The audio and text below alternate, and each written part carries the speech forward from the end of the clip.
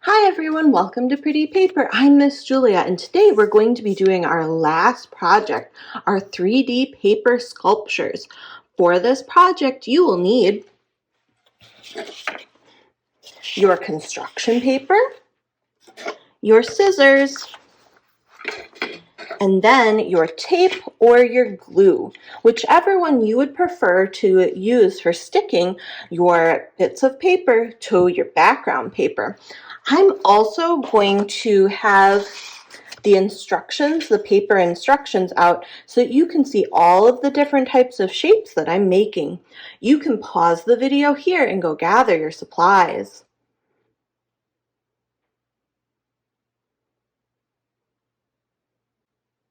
Now that you've had a chance to gather your supplies, I'm going to move my paper out of the way and I'm going to move these off to the side. So what I'm going to do is I'll leave this up in the corner so you can see it, and I'll move through each of these different types of things and show you how to make them. You do not have to make all of the different types of building and folding techniques for your paper sculpture. You can use whichever ones feel good for your project. The first thing you'll want to do is pick out one of your sheets of paper to use as your background. Whatever color you think would make for a good background on your project. And then we'll go along and do all of these. And remember, you can use whichever ones you want, make more than one, just put one on, or if you don't like a particular technique, you can leave it off completely. So we'll start here. This first one, a roll. You can make your roll whatever size you want. You could use a full piece of paper or part of one. I'll show you with part of a piece of paper. So I've cut myself a strip of paper and I'm going to use my tape, but you could also use your glue stick. So I have a piece of tape and all I'm going to do is roll my paper together to make kind of a circle. You can make your circle really narrow and skinny like this, or if you make it wider, or you could even roll it the other way, like this way, to make it really long and narrow. However you would like yours to look. And then you can just secure it with a piece of tape or your glue stick. And then to put it on your paper, for this particular one, you can either put it down like this and use your tape on the sides or your glue stick to get it to stick down, or you can put it upright like this and use your tape to tape the sides down to the paper. I'll put mine over here. I'll get one more piece of tape for the other side. So that's how you can make a roll. The next one we're going to make is a loop. So the loop is kind of like the roll, and I'll show you actually with two loops. So the way we make a loop is instead of folding the paper like this over the top of each other to make a roll, we will take the edges and put them together and leave this loop here open. So you can make yours whatever size you want. And you can also make a loop with two pieces of paper, sort of like this, where you scrunch one up shorter than the other. However you would like. And the other cool thing that you can do with loops is once you've secured them, either with a piece of tape or with your glue stick, is you can take another piece of paper and make another loop around your original loop, however you would like to do your loops. And then you can attach them down to your paper however you would like.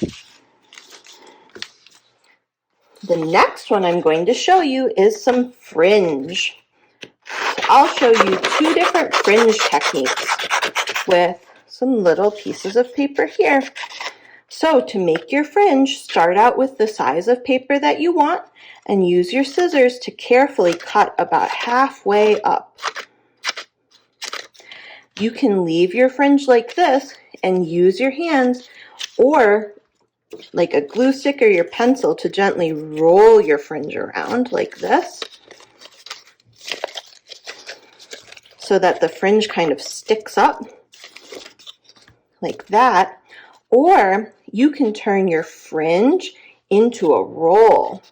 So you can also do your fringe like this if you roll it or make it into a loop. I think I like mine to look like a roll. So I'll go ahead and put a piece of tape here. But remember, you can leave your fringe flat like this or turn it into a roll or a loop, however you would like yours to look. And then I'll find a spot that I want to put it onto my background. And then the next one that we'll look at are tabs. This is a good way to put a piece of paper if you'd like it to kind of stick up. So to do tabs, what you'll do is you're going to cut towards the middle of your paper, and then we'll do kind of the same way that we did fringe, but I'm making my tabs a little bit bigger, so you can see they're a little bit wider than the fringe that I made. And then I'm going to fold them over. So I'll do fold one of them one way, flip over my paper, fold the next one the next way, and go back and forth.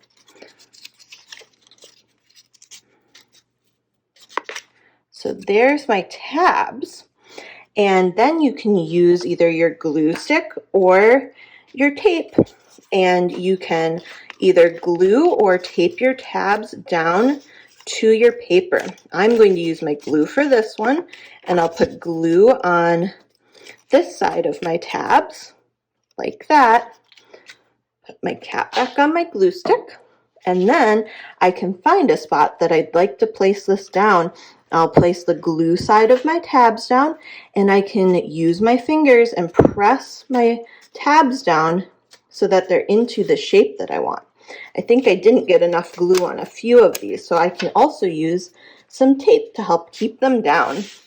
And by moving this piece of paper and securing or using tape or glue on my tabs, I can change the shape and curve of this part of the paper.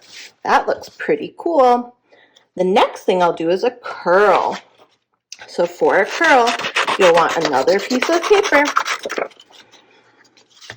and you can use your glue stick or your finger. I like using my finger for this, and I'm going to take my thumb and my finger. I'm going to use my thumb to hold the curl on my finger, and I'll wrap the rest around. And then I'm going to use this finger to kind of hold that there. Sometimes this one, you might want a grown-up or a second pair of hands to help you. Then you can take your tape or your glue stick and stick down one end, and then you can stick down the other end so that the curl shape remains. And you can do yours as a big curl or a little curl. It's sort of like doing a roll, but instead of having the ends touch, they move away from each other. The next thing I'll show you is a spiral. So you can make your spiral a square or a circle or whatever shape you want. All you have to do is start in one spot, and we're going to cut and stop when you get kind of near the edge and move along the next edge. So all we're doing is cutting in kind of a spiral shape. And if you want one of these but you're finding it hard to cut it into the right shape, sometimes I find it helpful if I draw my spiral shape first. Then if you kind of pull it, it should kind of stay up a little bit. I'll show you what I mean by drawing your spiral first. So if I want to make a circle one, I could use something that's circular and trace out my circle. So like grab a small cup or something. So I have something that's kind of a circle. I can take my pen and I'll start at the edge, and I can draw a spiral like that. Or I can have my grown-up help me draw a spiral, and then I can use my scissors and cut along the line that I drew. Sometimes that helps so that you can see where you need to cut. And then, once you have your spiral, you can use your tape or your glue and stick your spiral down wherever you would like it. The next thing I'm going to make is a cone. For the cone, you'll want to start out with a circle shape. I'm cutting mine freehand, but if you don't want to cut yours freehand, you could grab a cup or something else that's a circle, and you can trace around it with a pen or pencil, and then you can cut around your tracing. The next thing I'm going to do is use my scissors and cut one line about to the middle. And then I'll grab a piece of tape and I'm going to overlap these edges. So I'll take my edges and kind of pull them apart like this and overlap them. If I do it just a little bit, I kind of have a more flat cone. If I do it a lot, I can make my cone really pointy like this. You can do yours however you want. Secure it with some of your glue or tape, and then you can stick it down to your paper however you want. I like this shape because if I'm making a castle, it makes a really good turret or that top part on top of a tower. The next thing I'll show you how to do is the folded shapes. So for the folded shapes, I have some paper cut out already. So what I'll do is I'm going to fold my paper down one way, press, then flip it over and fold it back the other way. Flip it over and fold. I'm going to keep doing this until I get a fully folded piece of paper, like that. And then I can secure it down however I would like. This is also the same technique that we use in making our flowers. So if you want to watch that technique again, you can also look at the video with the tissue paper flowers.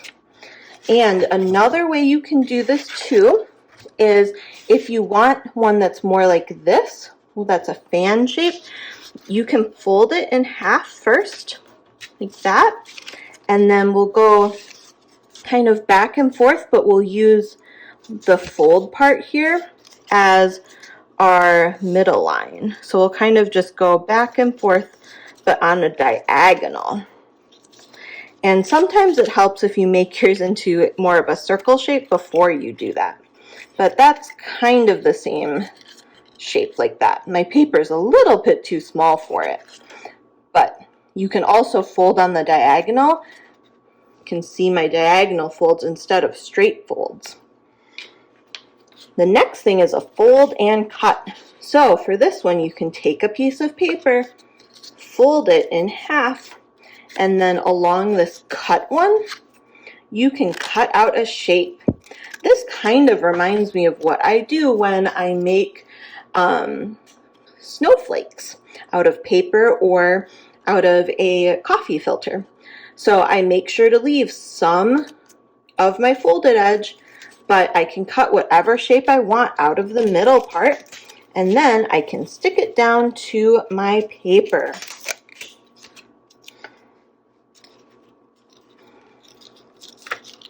The next one are making extrusions. So these are things that kind of stick up out of the paper.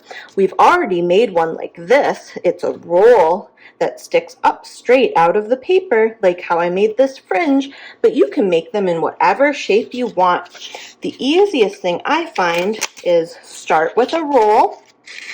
So start with a roll, secure it with either your glue stick or your tape, and then we'll fold it depending on how many sides you want. So for a square, you can fold it in half, open it up, and match fold to fold, and fold it in half again. And now you have a square shape instead of a roll. Or if you want it to be a triangle, you could, let me grab a different one. You can make a roll again and fold it with 3 sides instead of 4.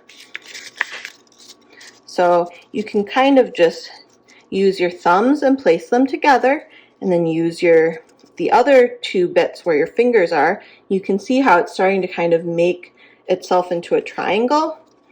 And then I can use my fingers and fold where my fingers and thumbs help me get a good gauge on it. And there's a triangle. And you can go ahead and attach those to your paper however you want to. The last one is to make slots. So for slots, it kind of helps to have more than one bit of paper. And what you'll do for those is you can cut your paper about halfway, cut another piece about halfway. So I have 2 papers that are halfway, and I'll put those little cuts together.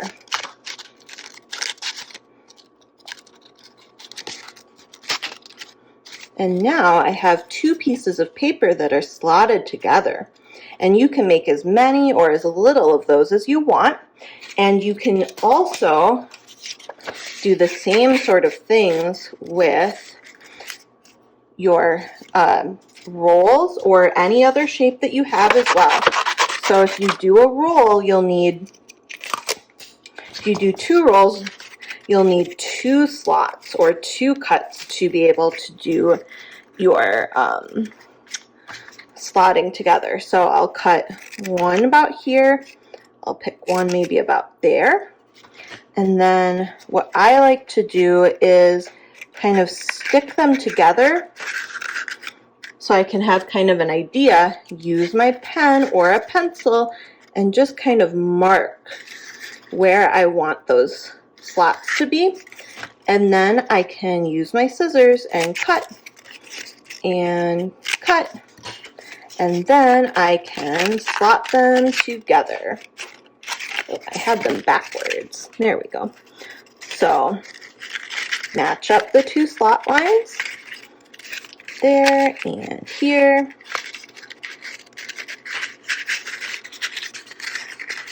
And here. And kind of squish them down together. And there are my 2 pieces slotted together. So you can use all of these different techniques, whichever ones you like the best, and go ahead and make your paper sculpture however you would like it. Well, I hope you've enjoyed all of the different pretty paper projects that we've had, and remember, if your project or any of the other ones turn out really cool and you'd like to show us, and you ask your grown-up and they say it's okay, you can post a picture in the classroom. Well, I hope you've enjoyed everything. Bye!